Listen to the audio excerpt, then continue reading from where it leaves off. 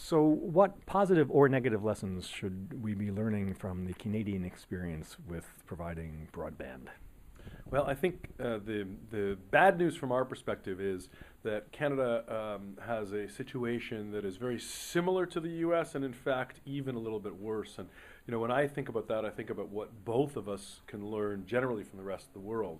I'll start though by identifying that in the U.S. right now, what's going on with, at least at an intention level, broadband stimulus and opening up of spectrum are both fantastic steps towards really stepping things up. In Canada, I can tell you, we're watching the U.S. experience and really trying to see what we can learn from it. I think that if I had my choice right now, where both of us can learn is from Australia. Australia has done a couple things right, like the U.S. and unlike Canada to date. They've made a very clear commitment to broadband, but much more importantly, their commitment to broadband is to what I would call real broadband. So their commitment is to at least 100 megabits a second. They recognize the value of symmetrical bandwidth, and they're talking about even a gig being what's relevant, and I think that's right. And just for scale, what would be a sort of normal U.S. Canadian broadband rate? I think most people are dealing with 2 to 10 megabits a second downstream, and if they're lucky, 1 megabit upstream. That symmetry point is a very important one because a lot of the kind of the incumbent telcos and cablecos are starting to do some more interesting things with downstream speeds. I know there are some offerings now, the Verizon Fios offering. There's some offerings in Canada on the cableco side where they're talking about up to 25 and 50 megabits downstream.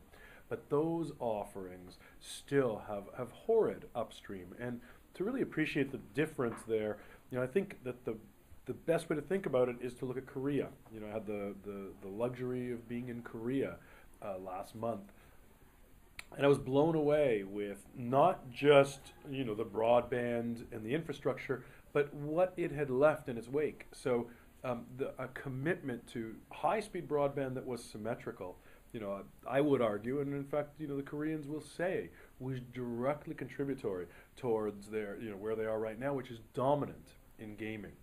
So they are by far the leading, gaming country in the world. And when you think about downstream, you think about consuming a movie.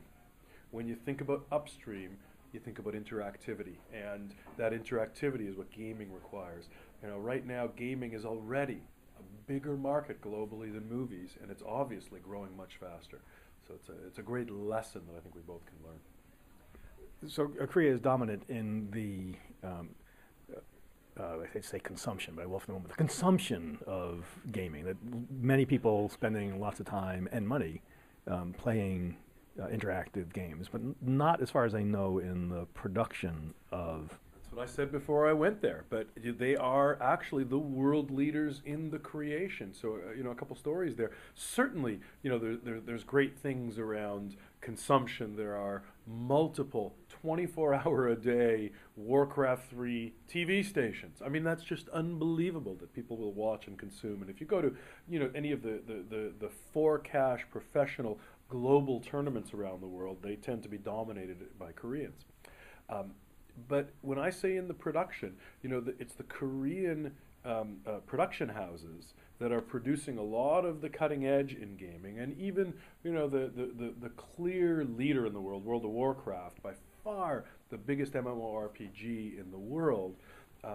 At its core, I'm told, and I learned this when I was down in Korea. Let's say there's 1,000 engineers and ops guys. The core 100, their 100 best are almost all Korean. And so you see it there. You see this great wealth of talent that was obviously birthed in this high bandwidth environment, symmetrical high bandwidth environment. So I was surprised when I talked with some people who I thought I just assumed would be all in favor of symmetric up and down, Yes.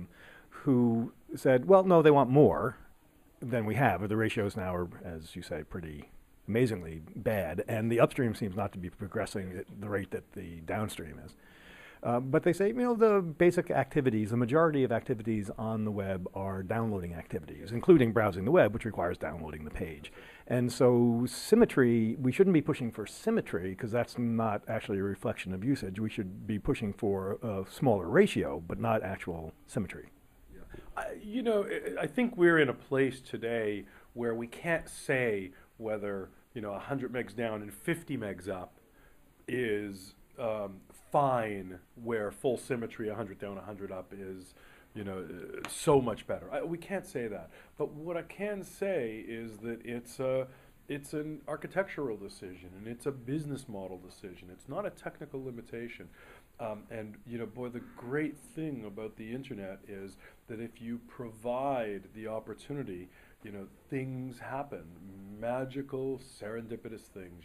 I watch my kids. I have a 14-year-old daughter and an 11-year-old son, and what they're able to do in just kind of hacking and producing video, I mean, it's amazing. It's amazing.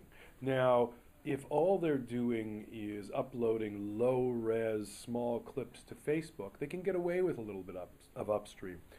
But I had a situation that I blogged about where my son had produced, he'd spent the weekend working on a 3-minute HD video that he finally completed. It was great. It was for a charity and for a school project. What more could we want?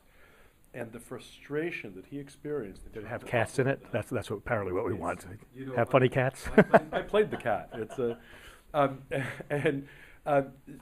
it was so frustrating to deal with the upload that it can only be described as discouraging him from doing that again. And I can tell you as a parent, boy, that's magic. My son, or my daughter, who does a lot of this stuff, spend the weekend working on school project, learning things for charity. It's got all of the great elements a parent will love, and then to have that spark just stamped out because of lousy upstream. Oh. So all of the interesting and hard parts have gotten of say producing a video have gotten so much easier, right? Except for the really dumb, stupid part, which is just sending the bits upstream, and then, as you said, it's not just time, but in your post about this, that it crapped out a few times, right? It's incredibly. Exactly. Not only did it crap out, but after we finally successfully uploaded it, I went into the penalty box where, my internet connection wouldn't work. I had to reboot my router a couple times. I'm sure, somewhere in the deep recesses of my cable co provider, I'd been flagged as trying to upload some copyrighted movie and was, paying some penance to remind me not to try and do it again. Do you think it was because they thought it was copyrighted, or just simply you were an abuser by actually using some high percentage of your of the bandwidth that you're paying for? It's, so that certainly could be a bit of a conspiracy theory on my part, but I can tell you that's the way I felt. So, and I think at the end of it, we don't know what great things come from that, and that's as with all serendipity on the internet. If we just put that soil out there, I think great things will flow from it, and right now we're just missing them. Thank you very much. It was my pleasure.